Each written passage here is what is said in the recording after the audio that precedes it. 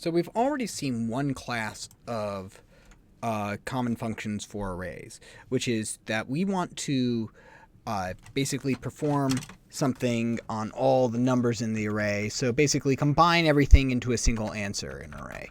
Another common thing that we might want to do with an array is, hold on one second, array methods, there we go. Another common thing that we might want to do with arrays is to basically check if something is all true, if it contains something or if everything in the array has some quality. So let's go ahead and just go over our even numbers again. So let's go ahead and just simply write a basic array. These are two functions that will be very, very similar. Public static Boolean hasEvenNumber. Let's go ahead and make that more explicit. It will take in an array of numbers. And all this will do is we'll ask, does this array of integers contain an even number? So how do we do that?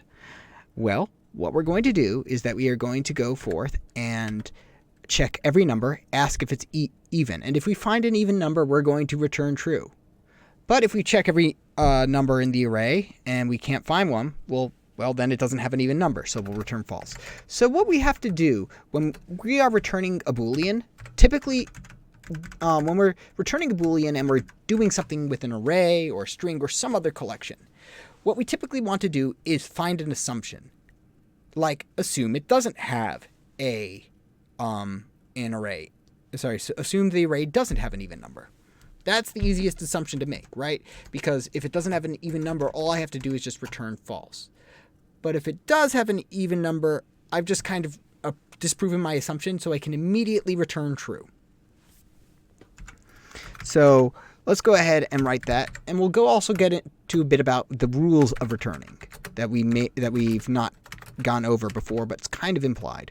So for int I is equal to 0, I is less than array.length. I++, we don't need like a total or anything because we're not doing a running sum or anything, right? We only need that if we're doing a running sum. So for int I is equal to 0, I is less than array.length. So I'm going to break this up into multiple statements again just to make it easy. The current number we're looking at is equal to is the ith item of the array. So array sub I. Now what do we do? We need to ask ourselves, is that number even or odd? So if it is even, right? So if num, how do we check if it's even? Well, num mod 2, if the number after it's been divided by 2, if its remainder is equal to 0, right? So remember, mod 2 gives us the remainder, right? You should play around with the modulo operator to see how it works if you're still having trouble with it. It's a very important operator. We're going to use it a lot. So if num mod 2 is equal to 0, right? So if the number is even, then congratulations, we've found an even number and we've satisfied the condition. Does this have an even number? So what we can do over here is return true. Okay? So here's the big thing to note. As soon as the program executes, as soon as a method executes a return statement, we're done. There is nothing else that will happen. For instance, let's go ahead and just show you. Sout found an even number. Putting in something over here like that would print out found an even number before we hit return true. So we would print out, if we found an even number, we'd print out we did so, and then return true. Right? And we can kind of test that out over here. So we'll keep our array. Okay, sout hasEvenNumber array. It's going to print out false because there is no even number in this, but now let me go ahead and switch this 2 over here to that. It'll print out found even number, and it will return true, which we immediately print out. Okay, we printed out true over here because we returned it. Okay, it's also very important to get across the concept that basically when we are writing programs, the way we communicate and get stuff out of functions is to return it. If you want to print something out, it's generally best to only print out debug messages like this inside of methods. Otherwise, everything else should be inside main, right? I only like to print out stuff outside in main, unless I'm doing something like this, which is debugging. So now let's go ahead and take this and move it after return true. And you'll notice that I immediately get an error. It says an unreachable statement. Why? Because as soon as you hit the true, it's going to return true. It's going to stop executing, and we're not going to print out that statement anymore. So, and that's also why if we do a return true, you're not also going to get a return false. Okay, so let me address the other common thing that I see novices do, which is that if they'll instinctively say, oh, if we don't return true, we immediately return false. But if we do that, notice that we get false for this array. Why? Because we check index 0, we ask, is this item true? Okay, it's not, so we return false. So, and then it stops, right? We only want an else, we should only execute an else if we need to execute something else. We're checking each number one at a time, and if it's true, we're going to return true. So what we've got over here is essentially an implied else over here, which simply says do nothing. So by leaving it off, we're simply saying don't do anything.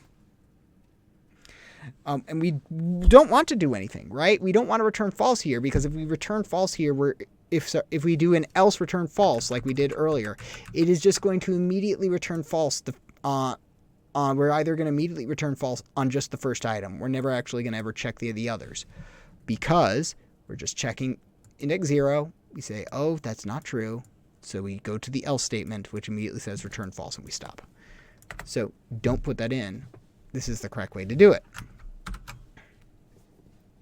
So let's look at another statement that's very, very similar, but follows kind of the reverse logic.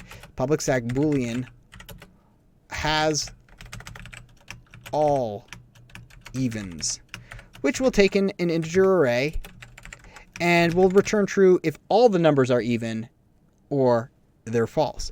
So again, let's go ahead and just pick that basically that, hey, we need to realize that if we assume that the array has all even numbers, then we can return false as soon as we find a number that's not even. So we're going to check all the numbers. If we find one that's not even, we can immediately return false because it doesn't have all evens.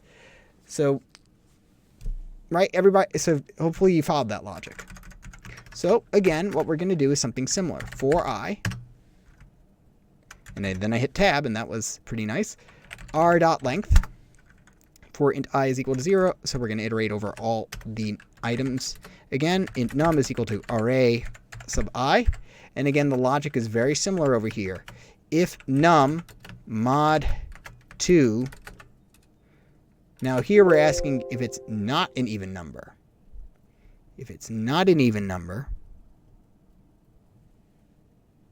okay, if num mod 2 is not an even number, or rather, if num mod 2 isn't equal to 0, in other words, num isn't an even number, then what are we going to do? We are going to immediately return false, because we've just disproven that this has all even numbers. Right? So over here, has all evens. If we run this, it's false because we immediately return false over here.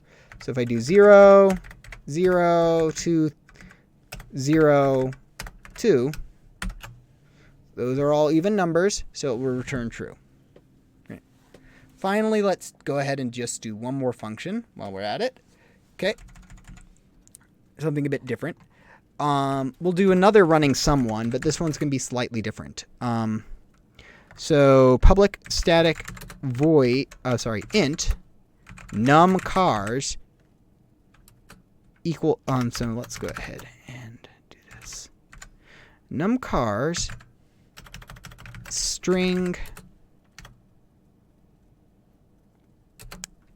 array words. Okay, I'm going to do this the easy way, and then I'm going to do it a tedious hard way just simply to demonstrate something. But I think we're going to continue on with that in a separate video just simply because this is getting close to 10 minutes.